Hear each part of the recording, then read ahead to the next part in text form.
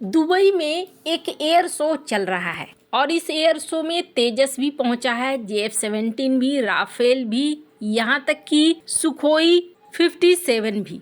पर यहाँ पर तेजस की कुछ तस्वीरें सोशल मीडिया पर खूब वायरल हो रही है और खास तौर पर पाकिस्तानी अकाउंट वायरल कर रहे हैं। जानेंगे आखिरकार तेजस संग क्या हुआ है और क्या तेजस को बड़े सारे ऑर्डर मिलने वाले हैं। भारत का एक बड़ा प्लान फ्रांस के साथ क्या चल रहा है। जियोपॉलिटिक्स में बहुत सारी चीजें चल रही है। ट्रंप का एक बड़ा फैसला भी फाइटर जेट को लेकर बड़ा मायने कर रहा है।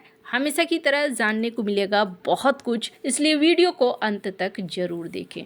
अभी का समय कुछ ऐसा है कि डिफेंस मार्केट, इस मार्केट को कोई अपने हाथ से जाने नहीं देना चाहता है और इसका एक बड़ा एग्जाम्पल देखिए। फ्रांस चाहता है अमेरिका के इंजन का मार्केट को छीनना और इसके लिए फ्रांस भारत के साथ आकर खड़ा भी हो गया है। फ्रांस ने अब एक ऐसा ऑफर दिया है जिस ऑफर को सुनकर आप कहेंगे कि ये हो गया अमेरिका की मोनोपोली को दूर करना। दरअसल क्या हुआ है कि हमने एक चीज नोटिस करा कि तेजस विमान जिसके इंजन की डिलीवरी को लेकर बड़े टेंशन हुए और आखिरकार अब जाकर शुरू हुआ है इंजन का आना, तो इसने एक चीज जरूर साफ कर दिया कि इंजन जो होना चाहिए वो अपना होना चाहिए। लेकिन भारत काफी लंबे समय से इंजन बनाने की कोशिश कर रहा है, अभी तक सफल नहीं हुआ है। कई दशकों से जेट इंजन बनाने के लिए जद्दोजहद कर रहा है। कावेरी इंजन जैसे प्रोजेक्ट चल रहे हैं, एक उम्मीद बनकर आए हैं, लेकिन फाइनल प्रोडक्शन में अभी देर है। इसी बीच भारत को फ्रांस की कंपनी सैफ्रॉन ने एक तगड़ा ऑफर दिया है जो अमेरिका के मोनोपोली को खत्म करने वाला है। कैसे? भारत के लिए फाइटर जेट इंजन बनाने के लिए फ्रांस की कंपनी सैफ्रॉन ने एक रणनीतिक फैसला लिया। उन्होंने कहा कि चलो ठीक है, आपको हाई थ्रस्ट वाला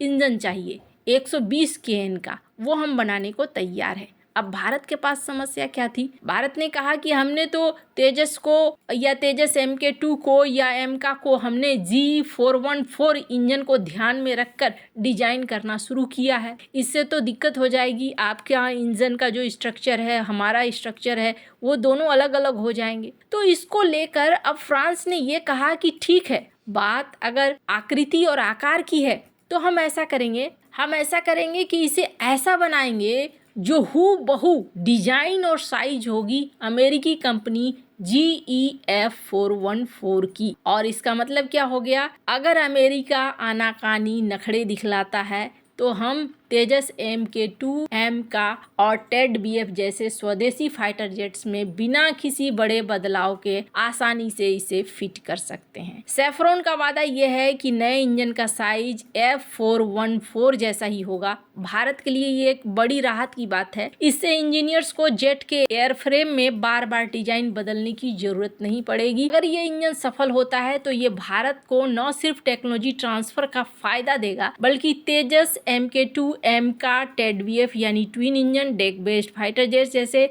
सभी भविष्य के फाइटर जेट्स को एक ज्यादा ताकतवर इंजन के साथ अपग्रेड करने का एक सीधा रास्ता देगा। इंजन का साइज F414 जैसा होना एक बड़ा प्लस पॉइंट है, चूंकि सभी नए जेट्स MK2, एमका, F414 के साइज के हिसाब से ही डिजाइन किए गए हैं। इसलिए सैफ्रॉन का नया इंजन बिना किसी बड़ी इंजीनियरिंग के आसानी से फिट हो जाएगा। इससे भारत के डिफेंस प्रोग्राम में समय और पैसा दोनों ही बचेगा। इंजीनियर्स को बार बार जेट के एयरफ्रेम में बदलाव नहीं करना पड़ेगा। ऐसे में जब सैफ्रॉन का 120 kN का इंजन तैयार होगा तो इंडियन एयरफोर्स अपने मौजूदा जेट्स को सीधे नए और ताकतवर इंजन से अपग्रेड कर देगी। तो ये सारी चीजें क्यों चल रही है? फ्रांस इतनी बड़ी मदद करने के लिए क्यों आ रहा है? कारण यह है कि फ्रांस अपने डिफेंस के मार्केट को तेजी से आगे बढ़ा करना चाहता है। डिफेंस के मार्केट में एक बार आप बड़े होते चले जाते हैं तो आपको अच्छे सारे कॉन्ट्रैक्ट्स और इसके अलावे मेंटेनेंस के नाम पर अच्छा खासा पैसा हमेशा मिलता रहता है। यही वजह है कि इस मार्केट को कोई नहीं छोड़ना चाहता।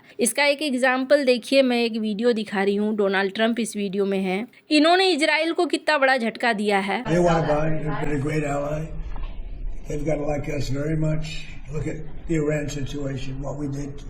in terms of obliterating, their we obliterated their nuclear capability. Yeah, I will say that we will be doing that. We'll be selling F-35s. इस वीडियो में ये कह रहे हैं कि सऊदी अरब को हम F-35 बेचेंगे। इजराइल रीगन के समय से ही सऊदी अरब को अवाक्स या कोई एडवांस फाइटर जेट बेचने के लिए ना करता रहा। 40-45 साल से रोक कर रखे हुए था, लेकिन अब जाकर यहाँ ट्रम्प इस चीज को लेकर हाँ कह रहे हैं। क्यों कह रहे हैं? क्योंकि ट्रम्प इस बात को जानते हैं, मैं नहीं दूंगा तो ये जाकर ले लेगा या तो फ्रांस से या फिर ये खरीद लेगा जाकर चाइना से, तो मेरे लिए तो हानि है, मेरा एक मार्केट चला जाएगा। वहीं दूसरी तरफ एक एग्जाम्पल देखिए, यूएई जिसने F-35 की डील करी थी, लेकिन अमेरिका की तरफ से डील में आनाकानी होने लगी तो इसने जाकर 80 राफेल खरीद लिया। अभी जेलेंस्की इन्होंने और कमाल कर दिया, 100 राफेल का ऑर्डर दे दिया। तो डिफेंस का मार्केट एक ऐसा मार्केट है जिसको कोई छोड़ना नहीं चाह रहा है, और ऐसे में भारत बड़ी तेजी से आगे निकल रहा है। और ये चीज क्या चाइना पाकिस्तान चाहेंगे? अमेरिका की बात करें, फ्रांस की बात करें, रूस की बात करें, ये बड़े दिग्गज हैं, लेकिन ये जो छोटे मोटे लोग अभी आ ही रहे हैं मार्केट में, ये क्या चाहेंगे कि भारत आगे बढ़े? अभी स्क्रीन पर एक आर्टिकल देखिए, भारत ने ब्रह्मोस मिसाइल की डील इंडोनेशिया से भी की है, इसको लेकर भी कंफर्मेशन आ गया। इसके बाद ये भी कहा जा रहा है कि एक तो भारत आत्मनिर्भर हो रहा है और दूसरा एक्सपोर्ट के लिए भी तेजी से आगे बढ़ रहा है, और ये एक्सपोर्ट बूम है। भारत का टारगेट है करीब 50,000 करोड़ का एक्सपोर्ट करना। तो ये बता रहा है कि भारत तेजी से आगे की तरफ बढ़ रहा है डिफेंस मार्केट में भी। अब इसी चीज को देखते हुए दुबई एयर शो में भारत का तेजस गया, और भी विमान आए हैं, F-17, F-35, सुखोई 57, इन्होंने अपनी अपनी करतब दिखाई। लेकिन चूंकि वहाँ पे गर्मी है और इस गर्मी की वजह से पानी का रिसाव हो रहा था, और ये तस्वीर और ये वीडियो सोशल मीडिया में खूब फैलाया गया पाकिस्तानी अकाउंट के द्वारा, ये कह के कि ये तेल रिसाव और ये फाइटर जेट उतना ठीक नहीं है। लेकिन अगले ही दिन फाइटर जेट ने उड़ान भी भरी, करतब भी दिखाए, जिसके बाद कहा गया तेजस के अधिकारियों द्वारा कि कई देशों की रुचि इसमें देखने को मिली। वैसे सबसे बुरी बात क्या है ना, इस तरह की अफवाहों को तुरंत काट नहीं मिलता है, और साथ ही साथ ये जो मिस इन्फॉर्मेशन है, ये मिस इन्फॉर्मेशन बहुत बड़ा रूप लेते हैं। इसका मैं एक उदाहरण आपको दे रही हूँ। F-104 जब शीत युद्ध चल रहा था ना, उस समय जर्मनी ने 1960 में इसे खरीदा था, और करीब अच्छी खासी संख्या में इन्होंने खरीदा था। लेकिन हुआ क्या कि जर्मनी के पायलट्स जैसे ही उसे उड़ाते मारे जाते। 292 क्रैश हुआ, 100 पायलट मारे गए। अब लोग बोलने लगे ये जेट उड़ाने लायक है, ये जेट उड़ाने लायक नहीं है। अमेरिका ने जर्मनी को धोखा दिया, और कहा जाने लगा ये वीडियो मेकर है, जो इसे चलाएगा वही मारा जाएगा, उसकी पत्नी विधवा हो जाएगी। अब सच्चाई क्या थी? जर्मनी के फाइटर जेट क्रैश तो कर रहे थे, पायलट्स भी मारे जा रहे थे 25%। लेकिन कारण क्या था? कारण ये था कि जेट में खराबी नहीं थी, पायलट्स अनट्रेंड थे। नाटो के नए हाई स्पीड जेट्स के लिए ट्रेनिंग कम दी गई थी। यूएस और इटली में भी क्रैश हुए, लेकिन जर्मनी में ज़्यादा, क्योंकि वे सबसे बड़े यूजर। फिर मार्टिन ने इसे सेफ बताया, और बाद में